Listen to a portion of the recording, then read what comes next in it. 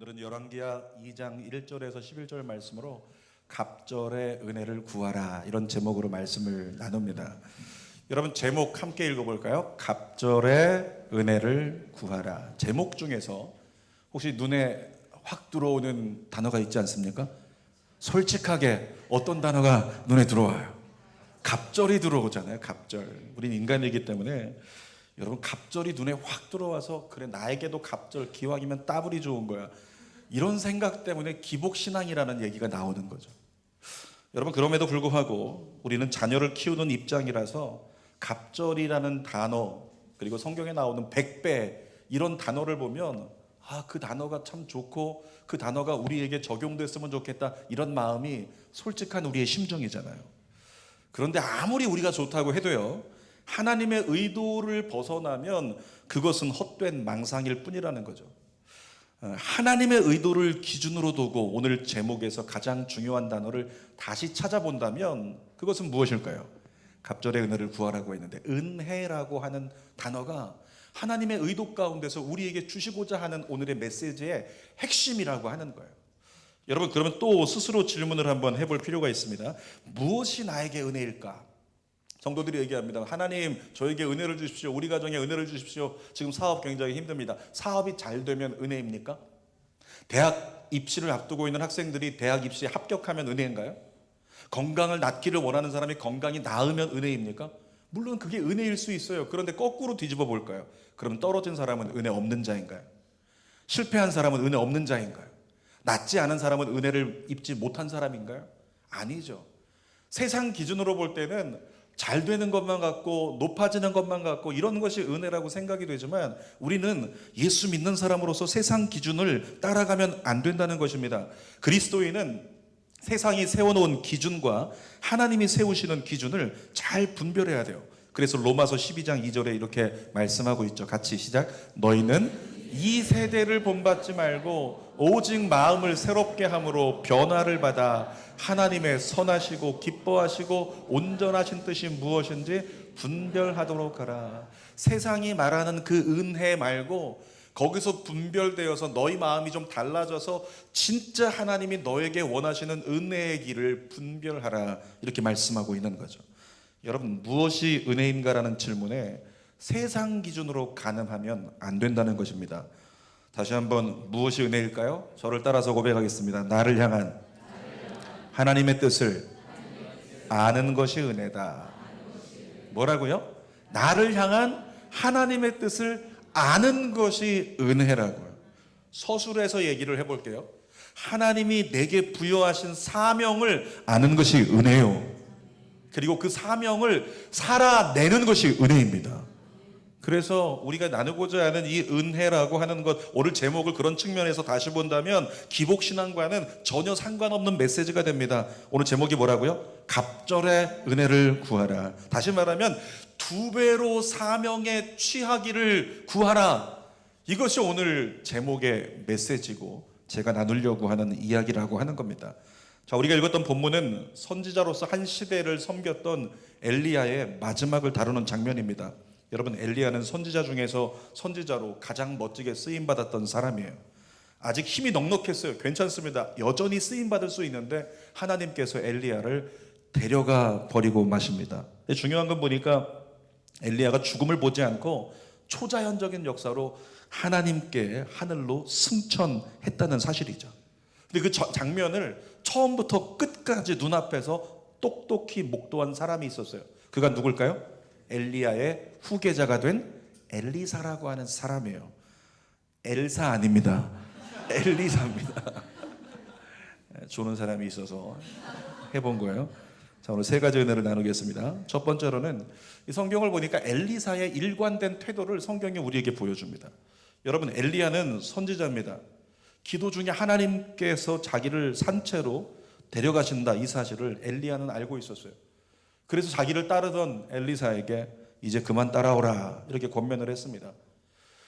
이제껏 함께 동역하면서 수종들던 엘리사인데 하나님께서 자기를 데려가신다고 그거 보지 못하게 하려고 너 이제 그만 따라와, 이렇게 제안을 했다는 거죠. 그 이유는 성경을 통해서 알 수가 없습니다. 중요한 건 뭐냐면 엘리야 정도의 그런 선지자의 말이라면 아무리 친한 사이라도 어떻게 될까요? 들을 수밖에 없죠. 오지 말라면 오지 말아야죠. 여러분 생각해 보세요. 주는교회 우리 부교육자님들이 이렇게 몇 분 앉아 계신데 제가 얘기하는 거예요. 오늘 끝나고 제가 다른 곳에 집회가 있어가지고 저녁에 예배 인도하러 갑니다. 오늘 그런다는 게 아니라 예를 들어서 그런 상황에 있는데 전도사님들이 얘기하는 겁니다. 목사님 저희도 함께 갈래요? 따라갈 거예요. 제가 얘기하는 거죠. 오지 말라. 그러면 어떻게 되겠어요? 한 사람도 못 따라오는 거예요. 따라올 수가 없어요. 담임 목사가 오지 말라는데 거기 따라오면 그건 안 좋은 거니까. 그런데 엘리사를 보니까 어떠냐면 엘리야가, 위대한 선지자 엘리야가 너 따라오지 마, 그만 따라와라 이렇게 얘기를 했는데도 불구하고 이 엘리사가 엘리사의 말을 거절해 버립니다. 자, 성경 2절 말씀 읽어볼게요. 시작. 엘리야가 엘리사에게 이르되 청하건대 너는 여기 머물라, 여호와께서 나를 베델로 보내시느니라 하니, 엘리사가 이르되 여호와께서 살아계심과 당신의 영혼이 살아있음을 두고 맹세하노니 내가 당신을 떠나지 않겠습니다. 근데 똑같은 말씀이 2절에도 나오고 4절에도 나오고 6절까지 계속 나오는 거예요. 계속해서 엘리사야 따라오지 마. 아닙니다. 전 맹세합니다. 끝까지 따라갈 겁니다. 이렇게 고백을 했다는 거죠. 아마 본문의 정황을 살펴볼 때 엘리사는 엘리야가 자신을 내치려는 것이 아닌 것을 아마 알았을 거예요. 그래서 당신이 아무리 가라고 그렇게 나를 더 이상 따라오지 말라고 하셔도 저는 끝까지 당신을 떠나지 않겠습니다라고 말했던 겁니다. 이때 생각나는 그 성경의 메시지 사건이 하나 있는데 모압의 여인이었던 룻의 고백이 생각이 나죠. 룻기 1장 16절 읽어봅시다. 시작.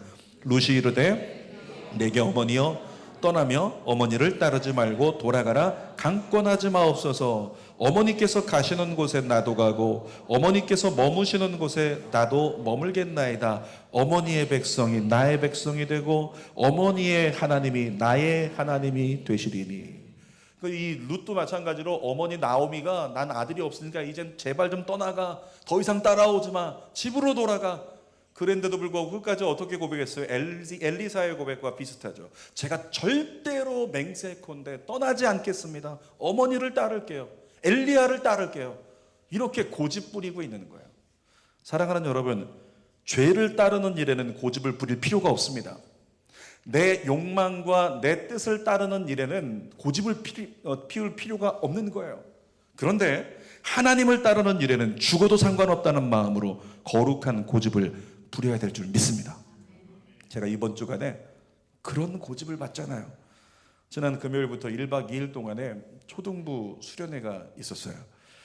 잘 끝난 수련회 하나님의 은혜가 많이 있었다고 보고를 받고 어제도 저도 9시까지 아이들하고 같이 예배를 드렸어요.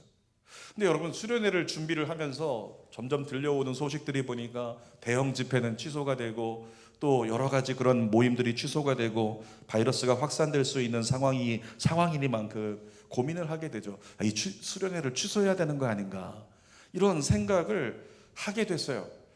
아마 성도들 중에도 동일한 생각을 하신 분들이 있겠죠. 제가 고민을 하다가 담당 전도사를 불러서 이야기를 했습니다. 제가 담임 목사지만요, 부서 사역을 성도들에게, 우리 부교육자들에게 맡겨줄 때 거기에 대해서 가급적이면 제가 터치하지 않습니다. 자발적으로 세워나갈 수 있도록 모든 것을 스스로 할 수 있게 맡겨줘요. 거의 대부분을. 그러니까 이번에도 마찬가지로 담임 목사가 하지마 이렇게 할 수도 있는 거지만은 그렇게 하지 않고 성령의 인도하심이 또 있을 테니까, 그래서 제가 이야기를 했습니다. 좋은 말로 설득을 했죠. 안 하는 게 좋을 것 같아. 그러면서 그러니까 보통 사람 같으면 어떠냐면 이쯤 얘기하면 그냥 그렇습니다, 알겠습니다, 안 하겠습니다라고 들어야 되는데 담당 사역자가 엘리사같이 고집을 부리더라고요. 진행했으면 좋겠습니다. 그렇게 고집을 부리면서, 여러분 그런데 우리 담당 사역자의 얘기가 뭐냐면, 목사님 아이들에게 믿음이 이긴다는 걸 알려주고 싶습니다. 믿음이 살아있다는 걸, 하나님이 역사하신다는 걸 아이들에게 알려주고 싶습니다. 여러분 그 순간에 솔직한 심정인데요, 담임 목사로 제가 부끄러워지더라고요. 나는 믿음이 좀 적었나? 이런 생각을 잠시 동안 해보게 됐다는 거죠. 왜냐하면 성경을 통해서 우리는 날마다 얘기하잖아요. 믿음의 사람은 죽으면 죽으리라고 십자가를 붙들고 사지를 향해 나아가는 사람인데, 일어나지 않은 일에 대해서 두려워하고 아이들이 마음껏 잔뜩 기대하고 있는 이런 수련회를 담임 목사가 어떻게 해요? 하지 않는 게 좋겠어, 이렇게 얘기하고 있으니까 그것이 제 마음 가운데 부끄러움이 되더라는 거예요. 그래서 결국에는 내가 이길 수 없겠다, 끝까지 포기하지 않겠다 싶어서 당부를 했습니다. 위생관리 철저히 하라고, 잘 진행하라고 그렇게 당부를 했어요. 그 다음부터 여러분 생각해 보십시오. 제가 얼마나 기도했겠습니까? 만약에라도 문제가 생겼다고 생각해 봐요.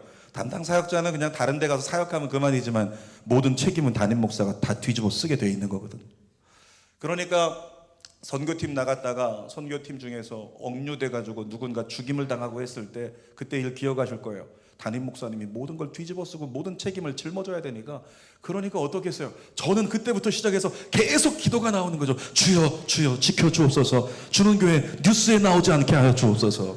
그리고 계속 기도해요. 여러분, 그렇다고 해서 수련회를 취소한 교회들이 믿음이 없다는 이야기가 아니니까 오해 마시기를 바랍니다. 요즘 같은 때는 단체 행사를 취소하는 게 정상이에요. 어쩌면 그것이 바른 선택일 수 있습니다. 그런데 한편으로는 또 잘 들어야 됩니다.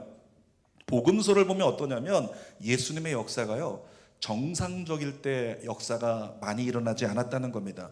제자들이 보기에 예수님이 정상적이지 않는 선택을 하세요. 올바르지 않은 선택이라고 여겨지는 선택을 예수님이 많이 하시더라는 거예요.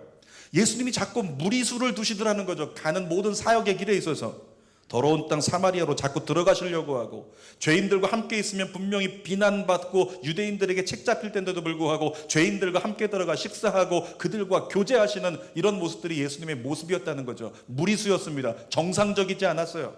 그런데 어떻게 됐습니까? 예수님의 사역을 통해서 그 상황을 통해 하나님의 역사가 일어났잖아요. 하나님의 구원이 일어났다는 거죠.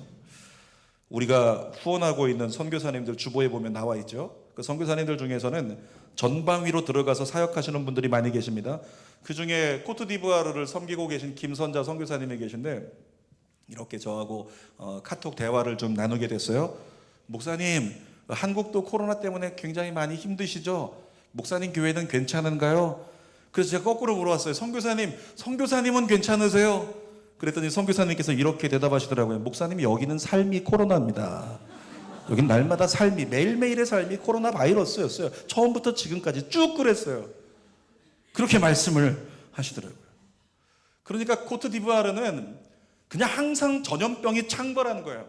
비만 한번 왔다가 보면 숲풀은 우거지지만 하수도 시설이 안 돼 있으니까 온갖 오물이 쓸려 내려가면서 전염병이 동네를 다 휩쓰는 거죠. 그런데도 불구하고 전염병에 걸릴 수 있는 위협 가운데 있지만 어떻게 한다? 그 원주민 아이들과 원주민 성도들이 3시간, 4시간씩 걸어가지고 200명, 300명이 모여서 꽉 들어차서 서로를 부비면서 얼굴을 마주하면서 그렇게 예배드리면서 전염병 걸려도 좋다, 이 가운데 문제가 생겨도 좋다, 예수님 만나고 싶다, 예수님을 예배하고 싶다, 그런 간절한 열망이 저들 안에 있더라는 거죠. 사랑하는 여러분, 그 현장에서요, 날마다 병든 자가 낫고 날마다 귀신이 떠나가는 역사가 지금도 일어나고 있습니다. 오늘 그리스도인 된 저와 여러분들은 어떤 환난에도 믿음이 이긴다는 것을 믿고 나가야 될 줄 믿습니다. 코로나 바이러스 같은 이 바이러스 확산 방지를 위해서 노력하는 것은 최선을 다해야 되지만, 조심해야 되지만, 그러나 너무 위축되지는 마시기를 바랍니다. 그리고 어떤 상황에도 사명을 다하기 위해서 일관되게 엘리야를 따랐던 엘리사처럼 일관되게 주님을 끝까지 붙잡고 따를 수 있는 믿음의 사람 되기를 축복합니다. 자, 두 번째로 성경을 보니까요, 하나님의 하실 일을 아는 사람들을 성경에서 만나보게 됩니다. 엘리야는 자기가 하나님께로 돌아갈 때가 되었음을 깨닫고 알고 엘리사를 떼어놓으려고 했습니다.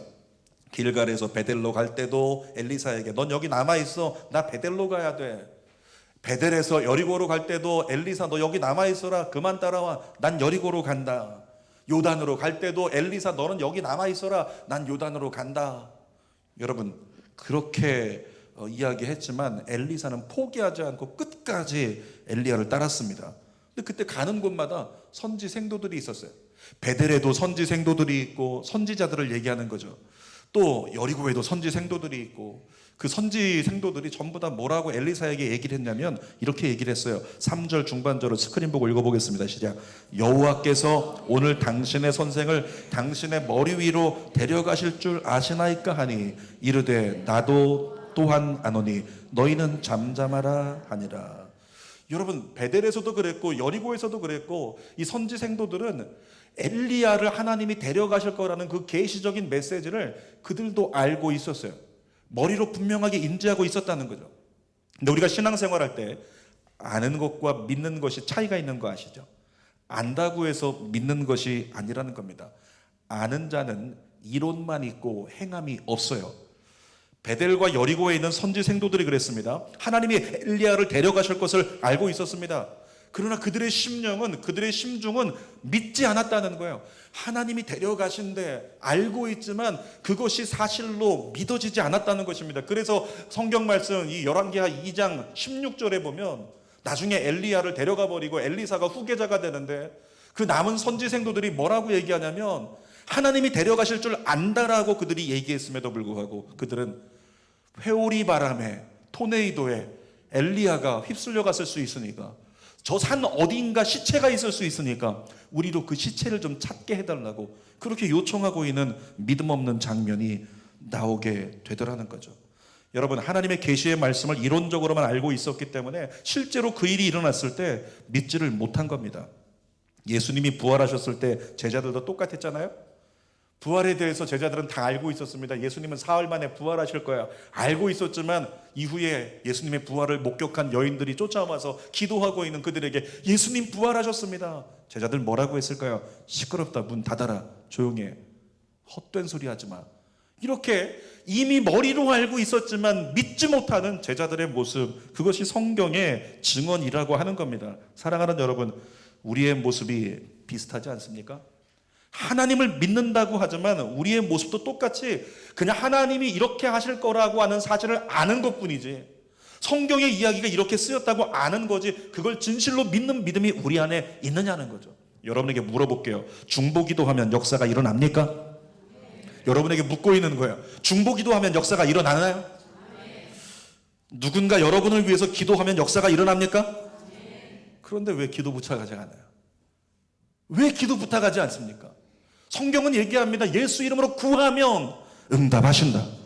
예수 이름으로 구하면 기도하면 역사하신다고 하는데 우리의 삶을 보세요. 왜 기도하지 않아요? 알지만 믿지 못하는 증거가 우리의 삶에 너무 명백하더라고 하는 거죠.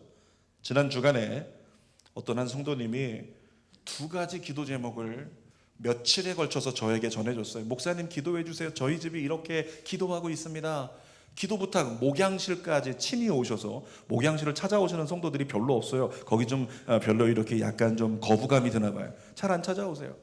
근데 가끔 그렇게 오셔서 기도 부탁하시는 분들이 계세요. 그 집사님이 오셔서 목사님 이런 기도해 주세요.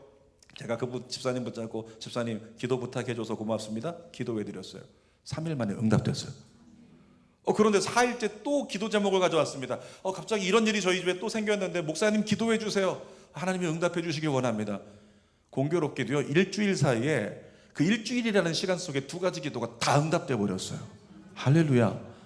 여러분들에게 동일한 응답이 있기를 축복합니다. 여러분, 저는 그분의 믿음이 너무 크고 그분을 하나님이 너무 사랑하시니까 일주일 만에 2가지 기도가 뚝딱하고 응답되는가? 저는 그렇게 생각하지 않습니다. 저는 그분이 어린아이처럼 기도했기 때문이라고 믿습니다. 목사님께 기도 부탁하면 될 수 있을 거야. 이와 같은 믿음이 그분에게 하나님의 응답을 이루었다고 믿습니다. 사랑하는 여러분, 우리 모든 성도들 보니까요, 문제가 너무 많아요. 이런 문제 있고 저런 문제 있고 문제가 산더미처럼 쌓였다는 말이죠. 그런데 여러분에게 묻겠습니다. 왜 기도 부탁하지 않아요? 왜 기도 부탁하지 않을까요? 이것이에요. 우리의 믿음은 우리의 신앙은 증거하고 있어요. 분명히 성경에서 이제 기도 부탁하고 함께 기도하면 하나님 응답하신다고 하는 걸 나 알아. 그냥 아는 것뿐이야. 아는 것에서 그쳐서 어떤 행함도 어떤 열매도 응답도 우리의 삶에 제대로 일어나지 않는 그 삶의 수준에 아직도 우리는 머물러 있다라고 하는 거죠. 여러분이 그 머무름에서 뛰어나오게 되시기를 주님의 이름으로 축원합니다. 여러분, 그런데 엘리사는 어땠을까요? 엘리사는 보니까 하나님이 엘리야를 데려가실 것을 정말로 믿었던 거예요. 그러니까 하나님이 분명히 하늘로 데리고 가실 거예요. 그래서 끝까지 엘리야의 뒤를 따랐던 겁니다. 사랑하는 여러분, 믿음은 행동을 수반하게 되어 있습니다. 따라합시다. 믿으면 행동한다. 다시 한번, 믿으면 행동한다. 여러분에게 믿음을 증거할 만한 행동이 수반되고 있습니까? 지금 우한 폐렴이 창궐하고 있지만 하나님이 여러분을 지켜주실 걸 믿으세요? 철야 때도 나눴던 말씀 다시 한번 읽어볼까요? 마태복음 10장 29절 시작. 참새 2마리가 한 아사리온에 팔리지 않느냐? 그러나 너희 아버지께서 허락하지 아니하시면 그 하나도 땅에 떨어지지 아니하리라. 자, 앞에 전깃줄이 있습니다. 참새를 떠올리세요. 참새 짹짹, 이 참새가 날아가다가 전깃줄이 앉아 있는 거예요. 이 참새가 어떻게 떨어질까요? 새 총으로 쏘면 참새가 떨어질 수 있습니다. 엽총으로 쏘면 참새가 떨어질 수 있어요. 얘가 졸다가 떨어질 수 있어요. 감전돼서 떨어질 수 있어요. 어떤 이유로 이 참새가 떨어질 수 있다는 거예요. 그런데 이유와 근거는 여러 가지가 있겠지만 이 참새 하나가 땅에 떨어지는 건 뭐라고요? 하나님이 허락하지 않으면 참새가 떨어질 수 없다. 다시 말해서 이 참새가 만약에 바닥에 떨어졌다면 그것조차 하나님의 뜻 가운데 허락된 것이다.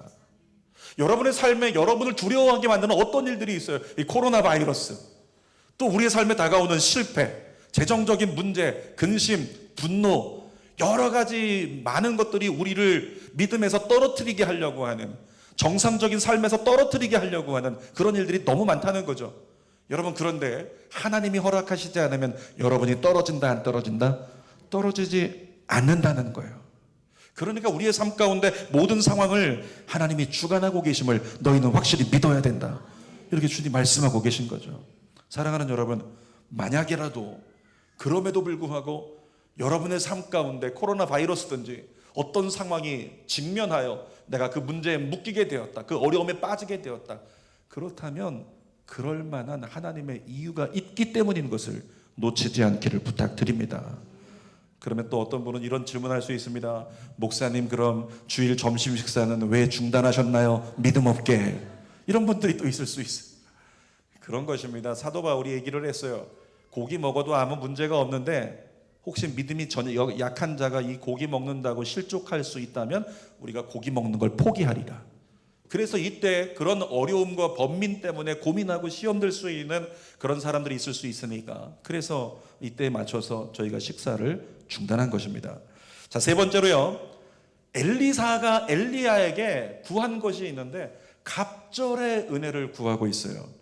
끝까지 엘리야를 따랐던 엘리사에게 드디어 응답이 임하는 시간이 왔습니다. 9절 말씀 읽어보겠습니다. 시작. 건너매 엘리사가 엘리사에게 이르되 나를 내게서 데려감을 당하기 전에 내가 내게 어떻게 할지를 구하라. 엘리사가 이르되 당신의 성령이 하신 역사가 갑절이나 내게 있게 하소서 하는지라. 여기 보니까 엘리사가 구하네요. 갑절이 있기를 원해요. 갑절로 있기를 원해요. 여러분, 여기 갑절에 쓰인 히브리어가요, 피쉐나임이라고 하는데 단순히 2배의 용량을 의미하는 단어가 아니에요. 2배의 용량을 의미하는 게 아니라 신명기 21장 17절에서도 같이 사용된 단어인데, 자, 신명기 21장 17절 읽어보겠습니다. 반드시 그 미움을 받는 자의 아들을 장자로 인정하여 자기의 소유에서 그에게는 2 몫을 줄 것이니 그는 자기의 기력의 시작이라 장자의 권리가 그에게 있음이니라. 그러니까 똑같은 단어의 의미가 뭐냐면 지금 엘리사가 저에게 갑절의 은혜를 주세요, 갑절로 주세요, 이 간구했던 것은 어떤 용량의 부피의 2배를 의미하는 게 아니라 장자에게는 2배가 허락되거든요. 그러니까 엘리야요, 장자에게 허락되는 그 유업의 계승을 저에게 이루어 주십시오. 당신은 떠나가지만 당신의 뒤를 이을 그 계승자가 제가 되게 해주십시오. 제가 그 사명을 감당하겠습니다 라고 엘리야에게 구하고 있다는 거죠. 여러분, 얼마나 부담되는 얘기겠어요. 엘리야 성경 공부해 보신 분들 다 알고 계시잖아요. 엘리야는 수많은 위협 가운데 있었고 그 메인 리더십으로 얼마나 고독하고 얼마나 외로웠고 얼마나 힘들겠어요. 그런데 엘리사가 그것을 갖다가 그 모든 사역의 짐을, 사명의 짐을 내가 짊어질 테니까 저에게 갑절의 그 장자의 계승의 은혜를 달라고 구하고 있다. 이거 굉장히 부담스러운 거 아니겠어요? 예전에 저희 교회 방문했던 어떤 권사님이요, 저를 보고 예배 끝난 다음에 목사님 애쓰신다 그러면서 등에다가 이렇게 손을 얹으셨어요. 그리고 그 권사님이 저에게 이렇게 선포하셨습니다.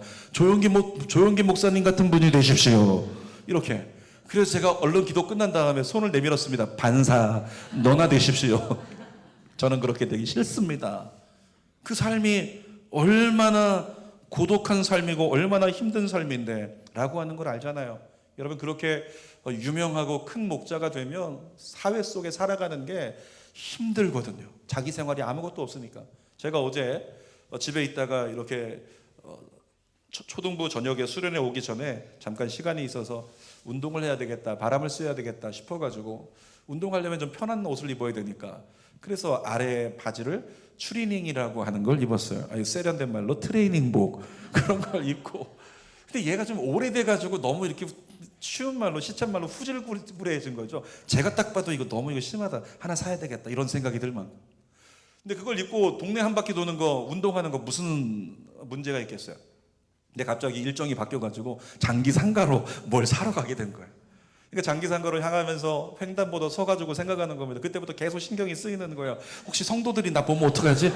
내가 목사인 걸 보는 분들이 나 보면 어떡하지? 아래는 구두 같은 거 신었는데 거기다가 트레이닝복 입고 이거 어떡하지? 그래서 마스크를 막 깊게 눌러 쓰고 눈 작게 뜨고 그러면서 계속 신경 쓰는 겁니다. 누가 볼까봐 걱정하고 염려하는, 그것이 제 마음이었다고 하는 거죠. 그런 것도 신경 쓰이는데 세계적인 목사가 되면 얼마나 힘들겠어요. 여러분, 여의도 순복음교회에 후임 목사님이 되신 이영훈 목사님이 계신데요, 그분이 담임 목사님이 될 때 저는 그런 생각을 했습니다. 저분이 세상에서 가장 불쌍한 분이다, 그런 생각이 들어서 나중에 식사 자리에서 같이 있는 사람들에게 얘기했어요. 난 저렇게 엄청난 부담감 가지고 저렇게 사는 그런 사람은 되고 싶지 않다. 그랬더니 그분이 말씀하시더라고요. 절대 그런 일 없을 테니까 안심하라고. 여러분, 엘리야의 후계자였던 엘리사가 엄청나게 뛰어난 사람이어서 후계자가 됐을까요? 아닙니다. 엘리사는 엘리야를 수종들던 사람이라고 성경에 써 있어요. 그리고 열왕기상 19장에 보면 엘리사가 어떤 사람이었냐면 그냥 논에서 소 데리고 밭 깔던 사람이었어요. 밭 깔고 있는 농사꾼이었는데 갑자기 엘리야가 지나가다가 나를 따르라 이렇게 명령해서 그때부터 제자가 돼가지고 엘리야를 따라다니는 거예요. 그러니까 아무것도 배운 것도 별로 없는 사람이고 능력이 없는 사람이고 보잘것없는 사람이라는 거죠. 마치 모세를 따라다니던 여호수아처럼 그냥 종 중에 하나였을 뿐이라고 하는 겁니다. 그럼에도 불구하고 하나님께서 왜 엘리사를 쓰셨을까요? 엘리사가 끝까지 갑절의 은혜를 구한 그 간구함의 신앙이 있었기 때문이라고 저는 믿습니다. 제가 서두에 말씀드렸어요. 갑절의 은혜가 뭐라고요? 하나님이 내게 부여하신 사명이 무엇인지를 알고 그거 아는 것이 은혜고 그 사명을 살아내는 것이 은혜다. 엘리야는 자신의 사명을 알았습니다. 그리고 그 사명을 제대로 감당할 수 있도록 구한 거예요. 내가 갑절의 은혜가 내게 있기를 원합니다. 당신의 장자의 그 계승이 저에게 이루어지기 원합니다. 엘리야의 후계자가 되기를 원합니다. 내 힘으로 안 되니까 갑절의 성령의 역사가 있어서 이 사명 감당할 수 있게 해주세요 라고 구했다라고 하는 거죠. 우한 폐렴 앞에서 저와 여러분들에게 갑절의 은혜가 뭘까요? 나만 안 걸리면 된다 이런 생각으로 나만 몸살이고 그냥 그 같은 걱정으로 늘 걱정하면서 TV만 쳐다보고 있는 거, 이것이 우리의 사명이고 그것이 우리에게 은혜겠습니까? 그렇지 않습니다. 여러분, 그리스도인은 그래서는 안 됩니다. 그리스도인에게는 주어진 사명이 있습니다. 기도로 이 땅을 살려낸 사명이 있습니다. 우리는 우한 폐렴에 담긴 하나님의 의도를 위해서 기도해야만 합니다. 오늘 대표 기도하신 안수산 기도하신 것처럼, 그리고 지난주에 제가 나눈 것처럼 이 중국 정부는 기독교 말살 정책을 그동안 계속 펼쳐왔어요.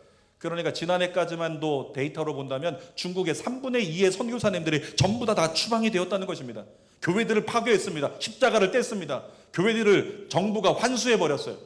그런 일들이 계속되다가 급기야는 이제는 공산당의 그 공산 정권의 합리화를 교회에서 가르치라고 13호 명령까지 발의해버린 그런 시대가 되었잖아요. 여러분, 그런데 우한 폐렴 사태로 지금 중국 정부가 흔들리고 있습니다. 중국을 위해서 기도하는데 하나님이 저에게 주셨던 음성이 있는데 제가 읽어드리겠습니다. 사랑하는 성현아, 중국을 위해서 기도하라. 그것이 북한 문제를 해결하는 지름길이다. 내가 중국에 다시 선교사들을 보낼 것이다. 무너진 중국을 재건하기 위해서 내가 길을 열 것이다. 중국 교회를 통해서 나의 선하심이 무엇인지 분명히 알게 할 것이다. 중국을 통해 북한의 문이 열리고 땅끝에 복음이 들어갈 것이며 내가 속히 이 땅 가운데 임할 것이다. 저희에 줬던 하나님의 마음이에요. 사랑하는 여러분, 오늘 예수 믿는 저와 여러분들은 성경이 분명히 증언합니다. 너희들은 제사장이라고. 자, 읽어볼까요? 베드로전서 2장 9절입니다. 시작. 너희는 택하신 족속이요 왕같은 제사장들이요 거룩한 나라요 그의 소유가 된 백성이니 이는 너희를 어두운 데서 불러내어 그의 비한 빛에 들어가게 하시니에 아름다운 덕을 선포하게 하려 하심이라. 저와 여러분들이 누구라고요? 왕같은 제사장이라고 선언하고 있습니다. 따라합시다. 나는 보통 사람이 아니라 왕같은 제사장이다. 사명을 감당할 왕같은 제사장이다. 아멘입니까? 그러니까 저와 여러분에게 갑절의 은혜가 뭐냐면 나의 사명이, 내게 부여된 사명이 무엇인지를 아는 것이 은혜고, 그 사명 위에 살아가는 것이, 그 사명을 살아내는 것이 우리에게 은혜라는 거예요. 그냥 오늘 그냥 숨죽여서 살아가는 그것이 우리에게 은혜가 아니라는 거죠. 사랑하는 여러분, 그 사명을 감당할 만한 성령의 역사를 허락해 달라고 하나님께 간구할 수 있기를 주님의 이름으로 부탁드립니다. 설교 결론입니다. 오늘 제목이 뭐예요? 갑절의 은혜를 구하라. 엘리사가 구했던 간구를 제가 한마디로 풀어서 고백하면 이렇습니다. 주여 나를 써주소서. 나를 엘리야와 같이 시대의 등불로, 거룩한 나팔로 나를 써주소서. 나를 통해 세상이 구원될 수 있도록 하늘의 미랄로 나를 써주소서. 그것이 엘리사의 고백이었어요. 오늘 이 시간에 하나님께서 여러분에게 도전하십니다. 갑절의 은혜를 구하라 말씀하시는 하나님이 동일한 고백으로 하나님 나라를 위해서 한 걸음 더 나가서 전방위적으로 쓰임받는 제가 되기를 소망합니다. 주여 나를 써주소서. 이 간구의 고백이 여러분 안에서 그 사명 감당할 수 있도록 갑절의 성령의 능력을 구하며 하나님을 더 바라보고 더 붙잡고 나가는 믿음의 세대가 되기를 주님의 이름으로 축원합니다. 기도하겠습니다. 살아계신 아버지 감사합니다. 귀한 시간 우리 가운데 함께 계셨던 하나님, 우리에게 말씀하시는 하나님, 하나님의 말씀을 듣습니다. 내가 너를 쓰고 싶다. 너는 그리스도인이다. 너는 내 아들이다. 내가 너를 통해 이 땅을 살린다. 아버지 하나님, 우리가 그 사명을 받은 자로서, 예수 그리스도의 대리자로서 예수님 하신 일을 나도 하고 예수님보다 더 큰 일을 할 수 있도록 그렇게 역사하신 하나님의 뜻을 따라서 사명이 무엇인지를 깨닫는 은혜, 그리고 그 사명을 살아내는 은혜 우리에게 있게 하여 주시옵소서. 예수님의 이름으로 기도하옵나이다. 아멘. 우리 말씀을 생각하면서 그 갑절의 성령의 역사의 은혜가 내게 임하기를 소원하면서 이 어려운 시대 가운데 그리스도인으로 하나님의 종으로 사명자로 쓰임받고 싶습니다. 소원하는 마음으로 찬송 부르고 기도합시다. 세상을 구원하기 위해 흘려야 할 피가 필요하다면 죄인을 대신하기 위해 희생의 제물 필요하시다. 내 생명 제단 위에 드리리. 주 영광 위에 사용하소서. 생명이 또 다른 생명 낳고 주님 볼 수 있다고 나의 삶과 죽음도 아낌없이 드리리. 죽어야 다시 사는 주의 말씀 믿으며 하늘의 미랄 되어 썩어지리니 예수님처럼 살아가 전방위적으로 한 걸음 더 나아가서 주님 따를 수 있도록 그 믿음 가지고 길 잃어 지친 양을 찾아 마음 상해 이리저리 헤매이는 한 영혼 찾아 아파하는 예수님 마음 내게 주옵소서. 십자가 온 세상 위한 그 인생 눈물로 그 길 가게 하소서.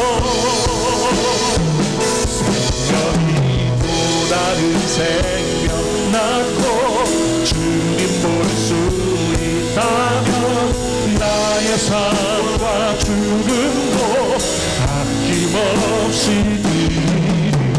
죽어야 다시 사는 주의 말씀 믿으며 하나의 미랄 되어 썩어지는 예수님처럼 살아 생명이 또 다른 생명 낳고 주님 볼. 우리 한 손 들고 찬양할까요? 하나님 앞에 갑절의 은혜를 그 사명을 깨닫고 사명을 살아내는 인생 나도 되기를 원합니다. 죽어야 다시 사는 주의 말씀 믿음 하나의 미랄 되어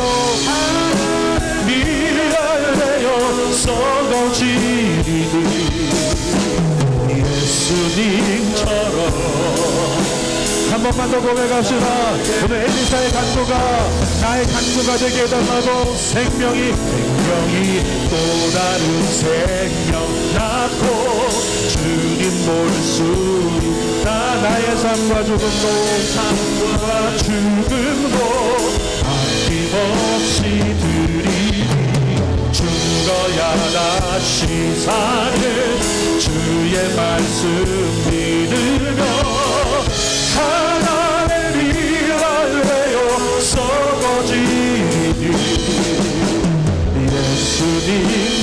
예수님처럼 더 큰 소리 예수님처럼 살아가게 하소서.